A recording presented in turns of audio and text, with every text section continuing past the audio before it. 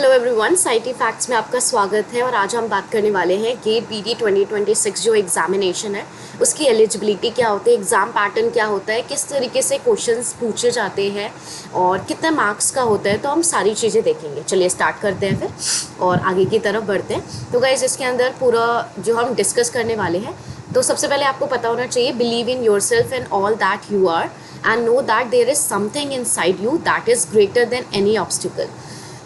तो ये एक्चुअली में आपको फॉलो भी करना चाहिए, आपको अपने आप पे बिलीव रखना चाहिए और ये पूरी तरीके से आपको फॉलो भी करना चाहिए। चलिए गाइस, तो हमारा एजेंडा होने वाला है कि गेट पीटी का एग्जामिनेशन क्या है, eligibility, exam pattern, syllabus, career opportunity क्या होने वाली है। तो सबसे पहले गेट बीटी के बारे में जान लेते हैं।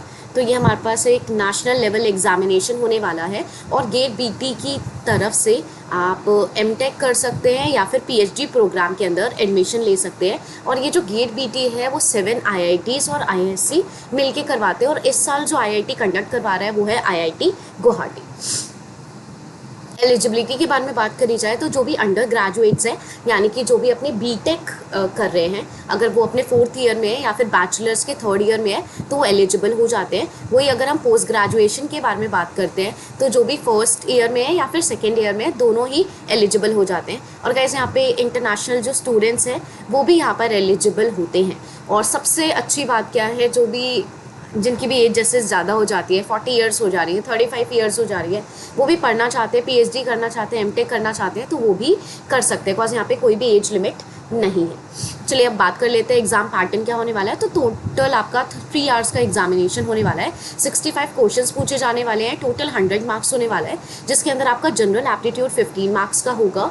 इंजीनियरिंग मैथमेटिक्स गाइस बहुत इंपॉर्टेंट है। अगर आपको रैंक स्कोर करना है तो आपको इंजीनियरिंग मैथमेटिक्स पे फोकस करना पड़ेगा। और बायोटेक्नोलॉजी के 72 मार्क्स आते हैं, जिसके अंदर आपको बायो प्रोसेस इंजीनियरिंग के जो न्यूमेरिकल्स हैं वो फोकस करने पड़ेंगे। मैं आपको यहाँ पे सिखाऊंगी भी कि किस तरीके से हमें करना है।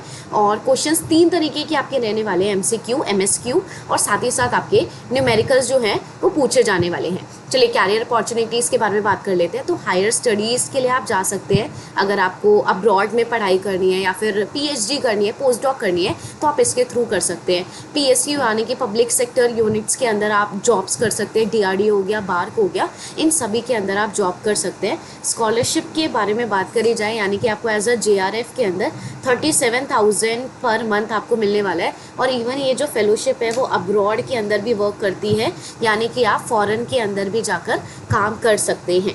मतलब आप पीएचडी कर सकते हैं, जैसा भी आपको अच्छा लगे। तो ताइवान हो गया, सिंगापुर हो गया, वहाँ पे ये गेट का स्कोर एक्सेप्ट किया जाता है। So thank you so much.